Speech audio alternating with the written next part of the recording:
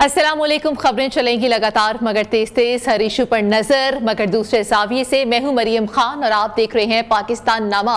यहां पर बात होगी पाकिस्तान के अवाम की। हम पहुंचाएंगे आपकी आवाज इक्तदार के ऐवानों तक, समाज के मसाइल पर बात करेंगे, अदालतों की खबर भी आपको देंगे, जुर्म कहानी सुनाएंगे, शहर शहर गांव गांव का अहवाल भी आपको बताएंगे और खेल के मैदान में क्या कुछ हो रहा है और मौसम का हाल बताने वाले क्या कहते हैं, नाज़रीन ये भी आपको बताएंगे।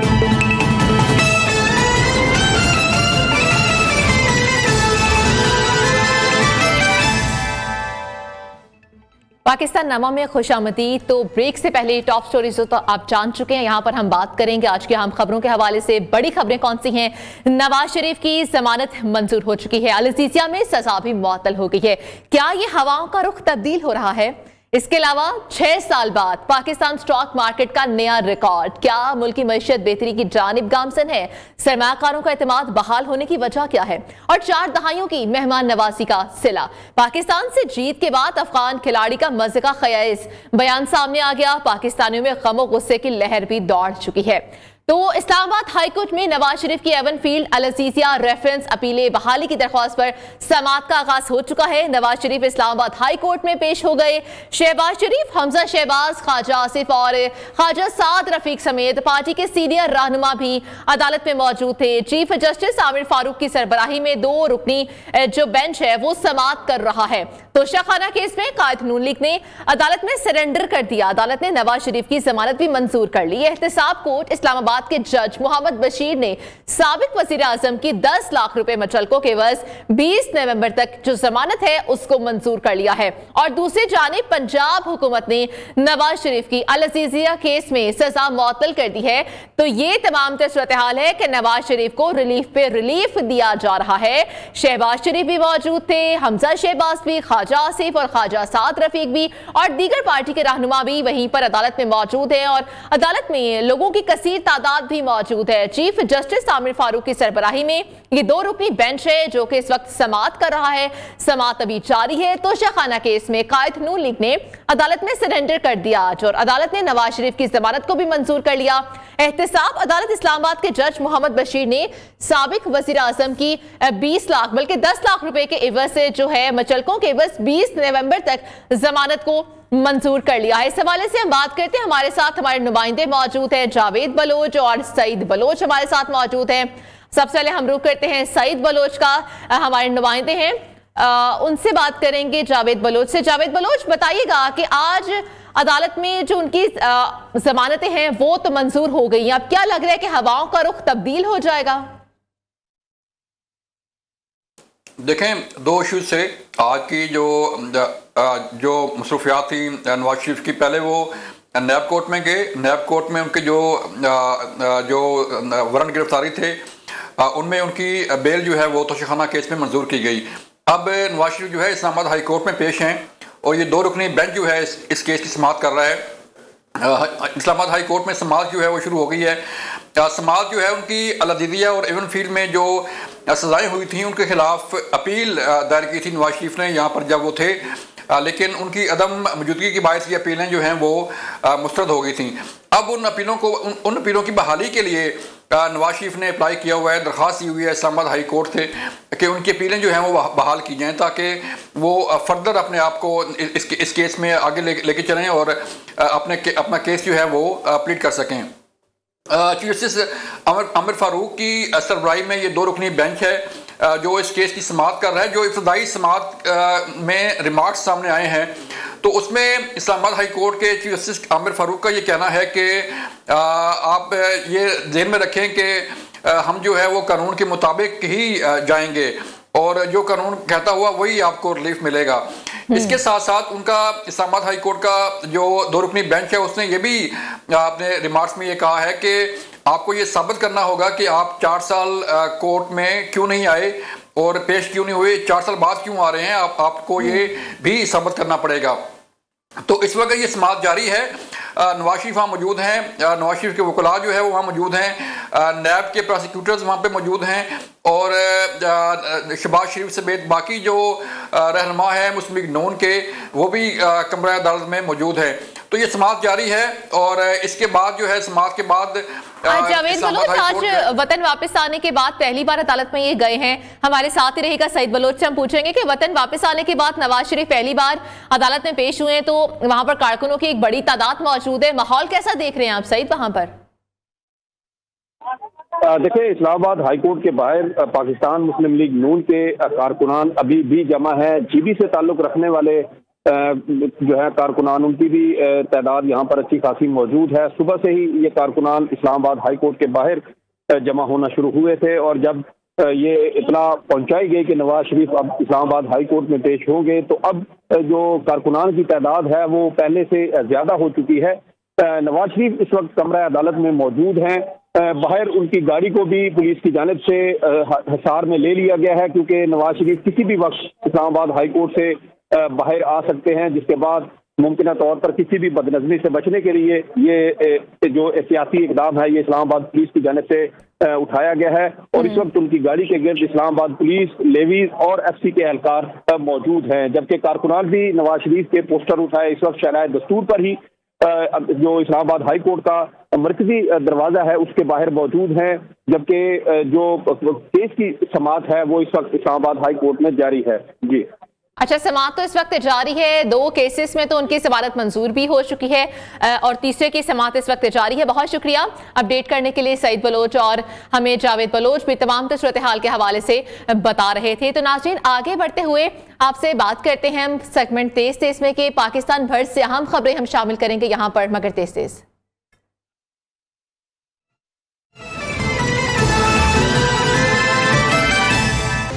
तनख्वाह 2 काम लो, रेलवे मुलाजमीन का कराची कैंट स्टेशन पर एहतजाज। मुजाहिरीन ने पेंशन कवानीन में तब्दीली का नोटिफिकेशन वापस लेने का मुतालबा कर दिया।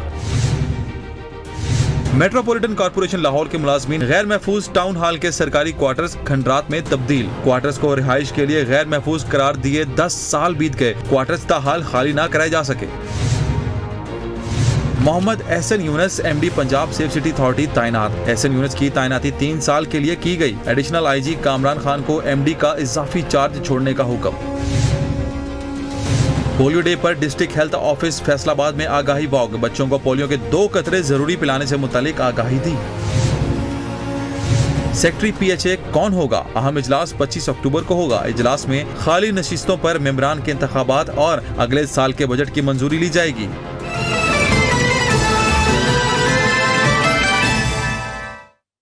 यहाँ पर शामिल करते हैं एक ब्रेक।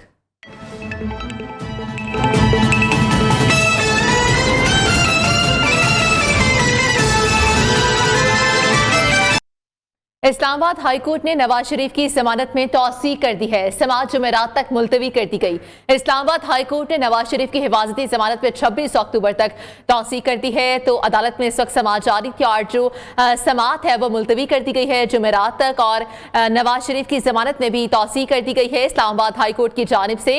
इसके अलावा इस्लामाबाद हाईकोर्ट ने नवाज शरीफ की हिफाजती जमानत में 26 अक्टूबर तक की तौसी की है। जुमेरात तक की समाअत को भी मुलतवी कर दिया है। तो इस वक्त नवाज शरीफ और जो दीगर पार्टी अहदेदारान हैं वो भी साथ ही मौजूद हैं। इसहाक डार भी साथ मौजूद हैं, शहबाज शरीफ भी साथ मौजूद हैं और मरियम औरंगजेब भी इस वक्त साथ ही मौजूद हैं, और कारकुनान की एक बड़ी तादाद अदालत के बाहर मौजूद हैं, क्योंकि नवाज शरीफ कमरे अदालत से बाहर आ चुके हैं और जो हिफाजती जमानत है वो 26 अक्टूबर तक मुलतवी कर दी गई है। 26 अक्टूबर तक इस समाअत को मुलतवी किया गया है, हिफाजती जमानत को। तो आपको बताते चले, ये मनाजिर हैं, आप देख पा रहे होंगे कि कारकुनान की एक बड़ी तादाद मौजूद है, जो कि नवाज शरीफ आज पहली बार अदालत में पेश हुए हैं लंदन से वापसी के बाद। तो इसके बाद समाअत यहाँ पर जारी थी और समाअत के बाद बाहर आ चुके हैं, और बाहर आने के बाद अब जुमेरात तक जो है समाअत वो मुलतवी कर दी गई है। इस्लामाबाद हाई कोर्ट ने नवाज शरीफ की हिफाजती जमानत में जो है वो 26 अक्टूबर तक तौसी भी करती है। तौसीफ अब्बासी हमारे साथ मौजूद है, हमारे नुमाइंदे। तौसीफ अब्बासी, बताइएगा, जमानत में 26 अक्टूबर तक की तौसी दी गई है, क्या अहवाल है? जी, आज इस्लामाबाद हाई कोर्ट में साबिक वज़ीर-ए-आज़म मियां नवाज शरीफ की A1 फील्ड और अजीजिया रेफरेंस केस में दायर करदा जो अपीलें हैं उसके ऊपर अदालत आलिया की तरफ से उनकी जमानत में तोसी की दरख्वास्त जो है वो मंजूर कर ली गई है और 26 अक्टूबर को दोबारा अदालत ने तारीख दी है कि अदालत इसके ऊपर जो है 26 अक्टूबर को इसको दोबारा सुनेगी। इस समाअत के आगाज में मियां नवाज शरीफ की तरफ से उनके वकील आजम नजीर तारर अदालत के रूबरू पेश हुए और उन्होंने अदालत को बताया कि नवाज शरीफ ने इस सारे दौरानिया में जानबूझ के नवाज शरीफ इस अदालत से जो है गैर हाजिर नहीं रहे। वो अपनी मजबूरियों के सबब जो है सेहत की खराबी और दीगर मजबूरियों के सबब अदालत से गैर हाजिर रहे हैं। अदालत ने उनसे इस्तफसार किया कि ये जो मामला है ये कोई आम मामला नहीं, ये एक शो काज नोटिस का मामला है और इसको संजीदगी से देखना होगा।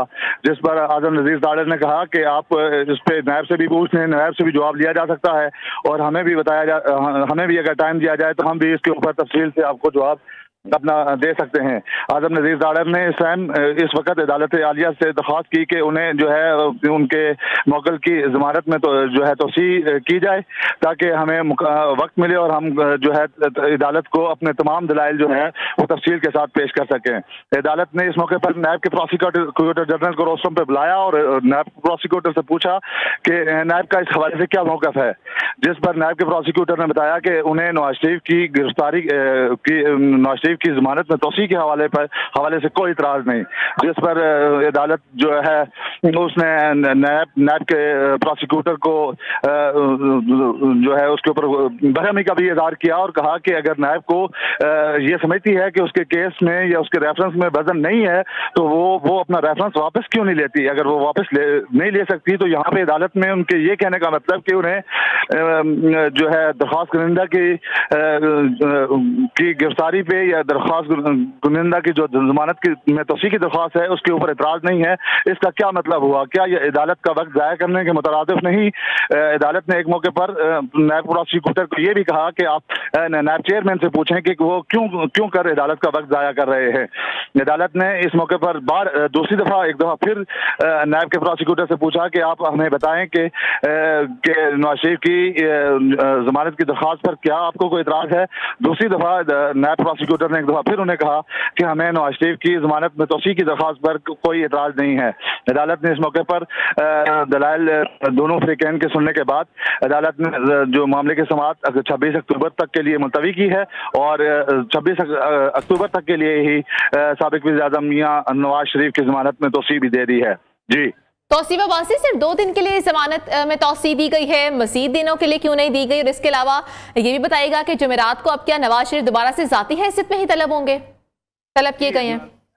जी बिल्कुल, ये सिर्फ 2 दिन के लिए समाअत मुलतवी की गई है और अदालत ने कहा है कि जो नवाज शरीफ की दरख्वास्तें हैं, अपीलें हैं, उनको जो है मेरिट पे सुना जाएगा और 26 अक्टूबर तक यानी कि 2 दिन के लिए उनकी जमानत की जो दरख्वास्त है वो मंजूर की गई है।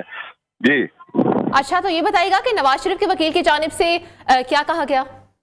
नवाज शरीफ के वकील जो हैं आजम नजीर तारर अदालत के रूबरू पेश हुए। उन्होंने कहा कि नवाज शरीफ ने बामर मजबूरी अदालत से जो है वो पेश नहीं हो सके गुज़श्ता दौरानिये के दौरान, जिस पर अदालत ने कहा कि वो अदालत में गैर हाज़िर जो रहे हैं गुज़श्ता दौरानिये में, उस पर आजम नजीर तारर ने कहा कि वो बामर मजबूरी नहीं पेश हो सके। इस दौरानिये में उनकी वालदा फौत हुई, उन्होंने बहुत सारी मुश्किलात का सामना किया, उनकी अहलिया का इंतकाल हुआ। वो सिर्फ तभी बुनियादों पर मुल्क में मौजूद नहीं थे और इलाज मुआवजे की गरज से बाहर गए थे और इस इलाज मुआवजे की जो उन्हें इजाजत थी वो भी एक अदालत की तरफ से दी गई थी। आजम नजीर तारर ने कहा कि वो अपने मौकल की जो दरख्वास्त है उस पर मजीद तफसील और तैयारी के साथ अदालत के सामने पेश होना चाहते हैं। अदालत से गुजारिश की है उन्होंने कि अदालत साबिक वज़ीर-ए-आज़म मियां नवाज शरीफ की जमानत में तोसी करे, जिसे अदालत ने आज मंजूर कर लिया है, 2 दिन के लिए मंजूर कर लिया है। ठीक है, 2 दिन के लिए मंजूर किया गया है। और ये भी बताइएगा कि अब 2 दिन के बाद उनको दोबारा पेश किया जाएगा तो क्या कोई डॉक्यूमेंट्स भी मांगे हैं, कोई सबूत भी मांगे हैं? जी, 2 दिन के बाद अदालत की तरफ से साबिक वज़ीर-ए-आज़म मियां नवाज शरीफ के वकील से भी जो है उनके दलाइल सुनेगी, जो जैसा कि उन्होंने कहा कि हम अपनी मुकम्मल तैयारी के साथ पेश होना चाहते हैं इस सारे दौरानिये में, जिस दौरानिये में वो मुल्क में मौजूद नहीं थे, उसकी क्या वजूहात थी।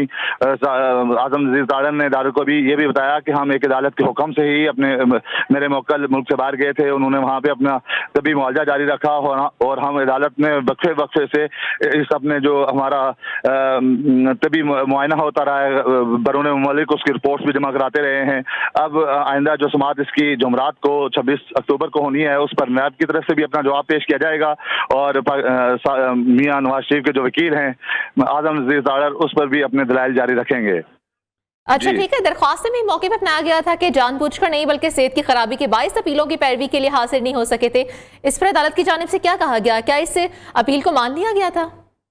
जी, दरख्वास्त में यही मौका अपनाया गया था। अदालत ने जो ही अदालती कार्रवाई शुरू हुई तो आजम मियां नवाज शरीफ के वकील आजम नज़ीर तारड़ की तरफ से सबसे पहले यही बात अदालत को बताई गई कि नवाज शरीफ जो हैं वो जानबूझकर अदालत से गैर हाजिर नहीं रहे हैं। नवाज शरीफ अदालत की इजाज़त से बरून मुल्क इलाज की गरज से गए थे और हम अदालत में वक्फे से जो बरून मुल्क मियां नवाज शरीफ का तभी मुआयना होता रहा है, उसकी रिपोर्ट्स भी जमा कराते रहे हैं। जस्टिस मियां गुल औरंगजेब ने इस मौके पर उनसे कहा कि हमने आपकी दरख्वास्तें पढ़ी हैं। चीफ जस्टिस जो हैं उन्होंने कहा कि नवाज शरीफ ने जवाब पेश करना है कि वो क्यों इश्तिहारी हुए। चीफ जस्टिस आमिर फारूक ने एक मौके पर यह भी कहा कि आपने बताना है कि वो अदालत क्यों पेश नहीं होते रहे। क्या जस्टिस हसन औरंगजेब ने भी कहा कि क्या मुल्ज़िम अपनी मर्जी से वतन वापस आकर अपीलें बहाली की अपीलें वापस दायर कर सकता है? क्या अदालत अपीलें दोबारा बहाल करने की भी पाबंद है? अदालत ने अपनी रिजर्वेशन में ये भी कहा और यह भी कहा कि अपीलों की बहाली रूटीन का मामला नहीं है। चीफ जस्टिस ने कहा कि वकला को ये हमें मुतमईन करना होगा कि अदालत से गैर हाजिर क्यों रहे, जिस पर आजम नज़ीर तारड़ ने अदालत को बताया कि ये तमाम दौरानियां जिसमें नवाज शरीफ मुल्क से बाहर रहे, ये इंतहाई उनके लिए मुश्किल दौर था। वो बामर मजबूरी बरून मुल्क इलाज मुआवजे के लिए वहाँ मौजूद थे। इस दौरानिये में उनकी वालदा का इंतकाल हुआ, वो वहाँ पे उस वक्त मौजूद नहीं रह सके। उनकी अहलिया का इंतकाल हुआ, वो उसमें शामिल नहीं हो सके। अदालत ने आजम नज़ीर तारड़ के तमाम दलाइल सुनने के बाद नायब प्रोसिक्यूटर से पूछा, जिस पर नायब प्रोसिक्यूटर ने भी अदालत आलिया के सामने ये मौक़िफ़ अपनाया कि उन्हें मियां नवाज शरीफ की जो जमानत में तौसीक़ की दरख्वास्त है उस पर कोई इतराज़ नहीं, जिस पर अदालत ने अपना ये फैसला सुनाया है। जी अच्छा, तौसीफ़ अब्बासी ये बताएगा कि इन्हीं रेफरेंसेस की वजह से एवन फील्ड और अल-सीसिया रेफरेंस की वजह से सजा याफ्ता हैं और 10 साल तक अभी भी अवामी ओहदे के लिए नाअहल है नवाज शरीफ? जी, वो ये जो पहले नैब कोर्ट्स ने इसमें सजाएं सुनाई थी 7 साल और 10 साल, उसके ऊपर अपीलें दायर की गई थी और अपीलें वो ज़ेर समाअत थी और इसी दौरानिये में जब वो अपीलें समाअत थी उसी दौरानिये में। ठीक है, बहुत शुक्रिया तौसीफ़ अब्बासी, आपने तफसीलन हमें अपडेट किया। यहाँ पर एक ब्रेक शामिल करेंगे। अहम खबर शामिल करते हैं। तहरीक इंसाफ को एक और बड़ा सियासी धचका। तहरीक इंसाफ के मज़ीद 3 रहनुमाओं ने रुपोशी खत्म कर दी है।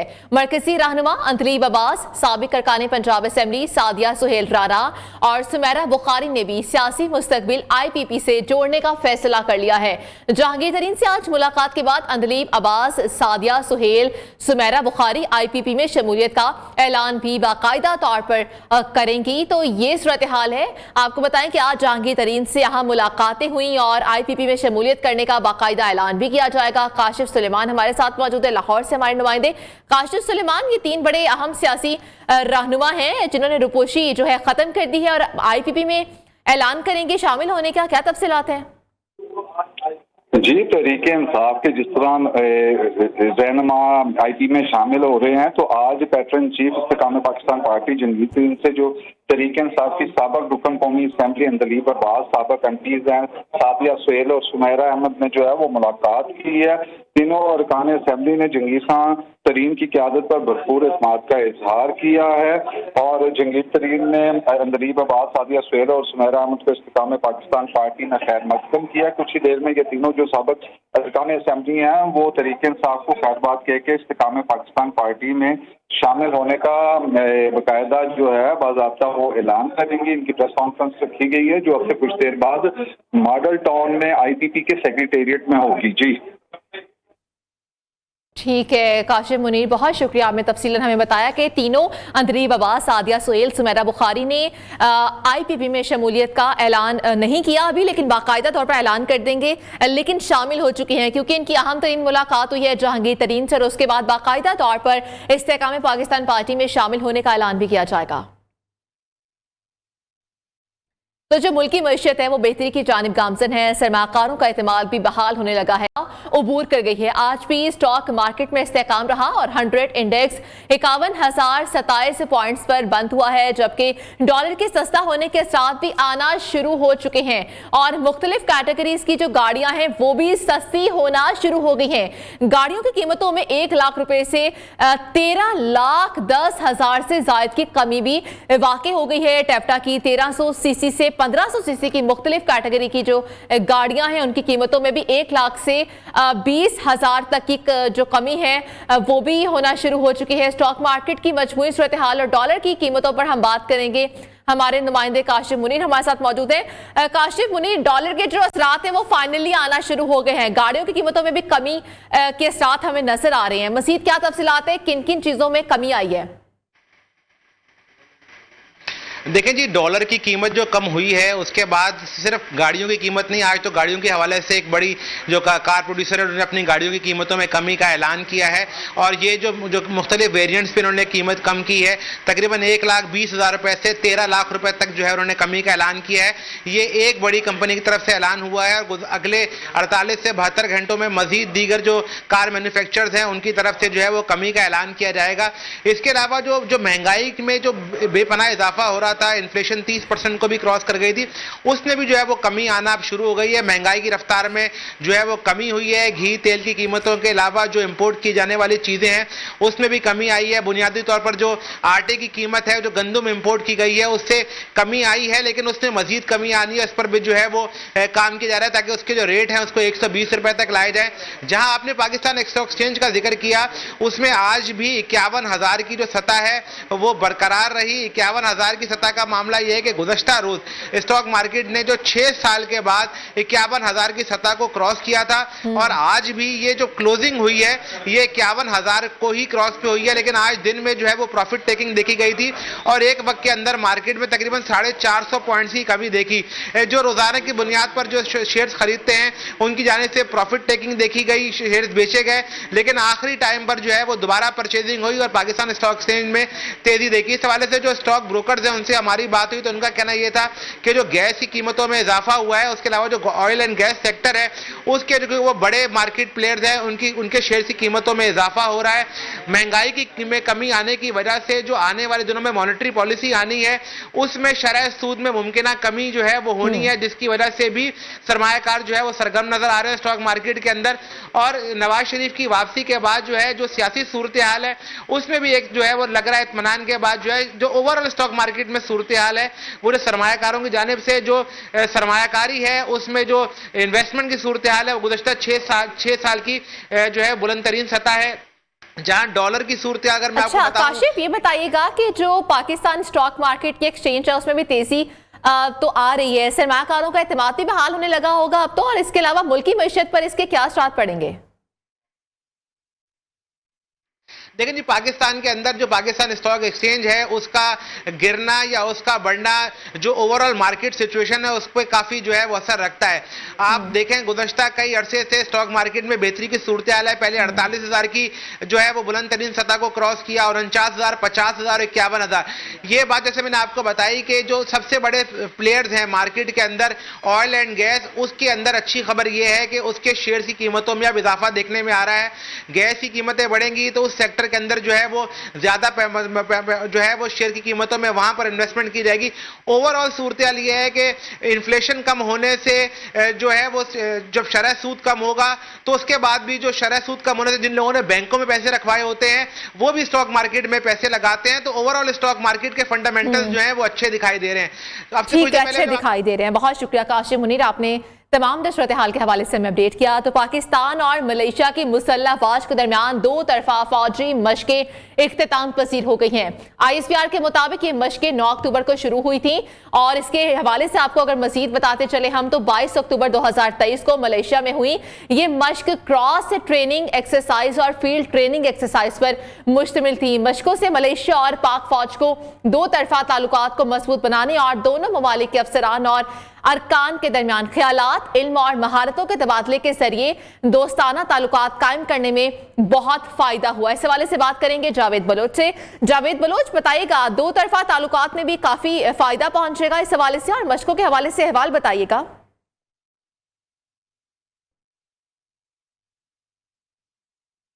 जी जावेद बलोच, आप सुन पा रहे हैं तो बताइएगा, मशकों के हवाले से अहवाल बताइएगा। मशकें ख़त्म पसीर हो गई हैं। देखिए मरियम, ये दो तरफा जो मशकें थी मलेशिया के साथ 9 अक्टूबर को शुरू हुई थी मलेशिया में, जिसमें पाक फौज और मलेशिया की आर्म फोर्सेस ने जो है वो इसमें हिस्सा लिया था। 22 अक्टूबर को इन मशकों का इख्तिताम हुआ। इन मशकों में जो है वो क्रॉस ट्रेनिंग, फील्ड ट्रेनिंग और दीगर जो पेशा वराना महारतें हैं उस पर जो है वो फोकस किया गया। और मकसद इन मशकों का ये था कि दोनों अफवाज जो है एक दूसरे के तजुर्बात से फ़ायदा उठाएं और जो पेशा वराना अमूर हैं उसमें मज़ीद ताउन को आगे बढ़ाया जाए। ठीक है, जावेद बलोच ब्यूरो इस्लामाबाद हमें अपडेट कर रहे थे। आपको बताएं कि मशकें क्रॉस और फील्ड ट्रेनिंग एक्सरसाइज पर मुश्तमिल थी। ISPR के मुताबिक और मशकें 9 से 22 अक्टूबर तक मलेशिया में हुई, जहां पर दो तरफा ताल्लुकात के हवाले से भी बातचीत की गई। मशकों के हवाले से बात करें तो मशकें क्रॉस और फील्ड ट्रेनिंग एक्सरसाइज पर यह मुश्तमिल थी।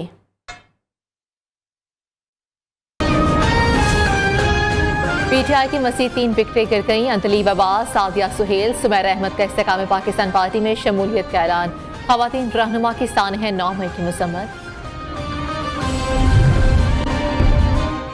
हुकूमत ने सुई कंपनियों के लिए RL एंट्री की कीमतों में भी इजाफा कर दिया। सुई नॉर्थरन के लिए RL एंट्री की नई कीमत $13.33, सुई सिदरन के लिए $13.87 मुकर्रर। नोटिफिकेशन जारी।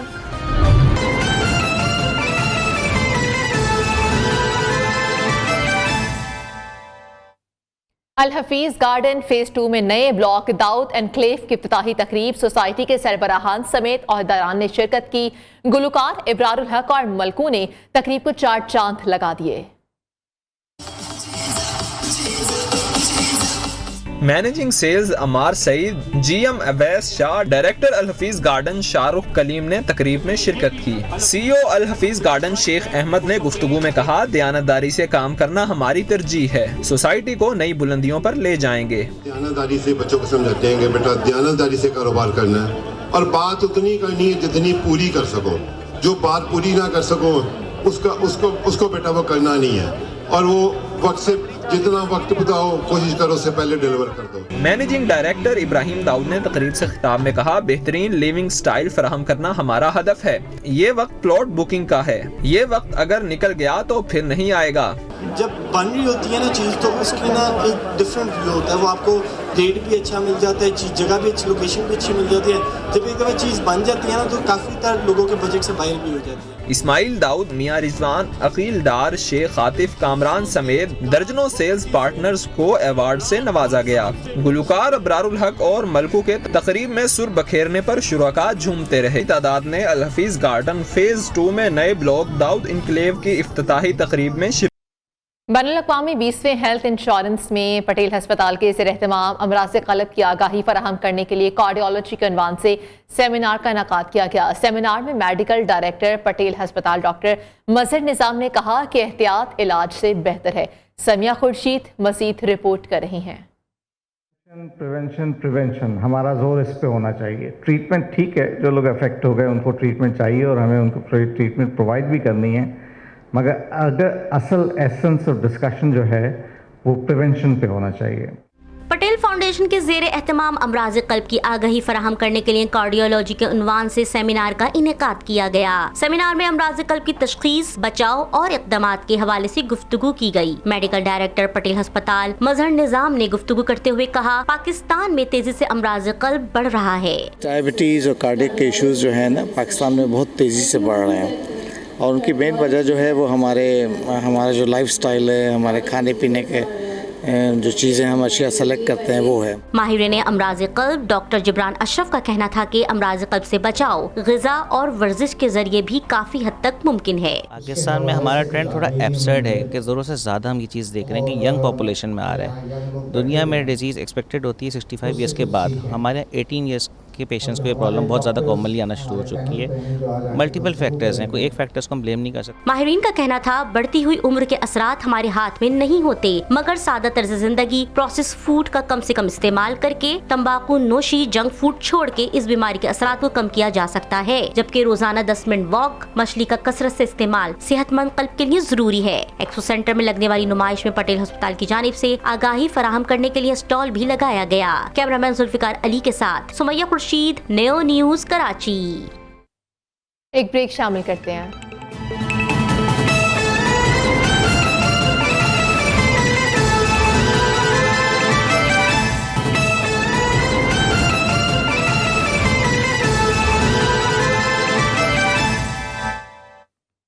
तो नाज़रीन, एक माह में मोबाइल फ़ोन सब्सक्राइबर्स में 7 लाख से ज़ायद की कमी वाक़ई हुई है। पाकिस्तान टेलीकॉम कम्युनिकेशन की जानिब से ऐसा बताना है और मज़ीद क्या तफसीलात आदाद-ओ-शुमार भी जारी कर दी गई हैं। बात करेंगे अशरफ मेहताब से। अशरफ मेहताब, बताइएगा कि मोबाइल सब्सक्राइबर्स की तादाद में कमी के साथ 3G और 4G के इस्तेमाल में क्या सूरत हाल रही है? जी बिल्कुल, जैसा कि आपको मालूम है कि महंगाई इतनी ज़्यादा हो गई है कि लोग जो हैं उन्होंने अपनी ज़रूरत की चीज़ें जो हैं उनमें इस्तेमाल में भी कमी कर दी है। इसी तरह से अगर देखा जाए तो मोबाइल पे सब्सक्राइबर जो लोग हैं उनकी तादाद में एक महीने में कुछ 7 लाख कमी आ चुकी है। ये वजह यही बन सकती है कि महंगाई है, लोग खाने पीने की अपनी ज़रूरियात पूरी कर रहे हैं और ये चूँकि थोड़ा सा लग्जरी आइटम में आ जाता है मोबाइल का इस्तेमाल, या कह रहे हैं ये भी कह सकते हैं कि ज़रूरत ज़िंदगी में इस वक्त शामिल होता है, लेकिन इस हद तक नहीं है कि इसके बगैर भी गुजारा ना हो सके। तो अगर देखा जाए, अगर जो अदाद-ओ-शुमार बताते हैं PTA के, पाकिस्तान टेली कम्युनिकेशन अथॉरिटी के, तो वो ये बताते हैं कि जो एक महीना है यानी अगस्त से सितंबर तक उसमें जो सब्सक्राइबर थे उनकी तादाद में 7 लाख कमी आई है। अगर अगस्त की बात करें मोबाइल सब्सक्राइबर की तो 19 करोड़ 4,40,000 लोग इस्तेमाल करते थे, सब्सक्राइब करते थे। अब अगर सितंबर की बात कर ली जाए 2023 की, तो इसमें जो कमी आके फिगर आती है वो 18 करोड़ 97,40,000 होती है। और इसी तरह से अगर बात की जाए 3G और 4G की, तो 3G और 4G के जो इस्तेमाल है इसमें इजाफा हुआ है। तकरीबन 3,20,000 लोगों ने इसमें इजाफा किया है, इसकी सर्विसेज हासिल की हैं। और अगर अगस्त की बात की जाए तो जो 3 और 4G था, इसके इस्तेमाल करने वालों की तादाद 12 करोड़ 66,10,000 थी। सितंबर में ये बढ़ के 12 करोड़ 69 लाख और 30,000 हो गई। इसी तरह से नेक्स्ट जनरेशन की सर्विसेज इस्तेमाल के हवाले से भी इसमें इजाफा हुआ है। अगर नेक्स्ट जनरेशन सर्विसेज की, मोबाइल सर्विसेज की इस्तेमाल के हवाले से बात करें तो अगस्त के अंदर 53.10% थी और ये सितंबर में बढ़ के 53.14% हो गई। 3G की निस्बत 4G के इस्तेमाल में ज़्यादा इजाफा हुआ है, 3G के इस्तेमाल में कमी आई है और ये तकरीबन कोई 3 लाख से ज़ायद की कमी बताई जाती है 3G के इस्तेमाल में और 4G के इस्तेमाल में। बहुत शुक्रिया, तफसीलन आपने अदाद-ओ-शुमार के हवाले से हमें बताया।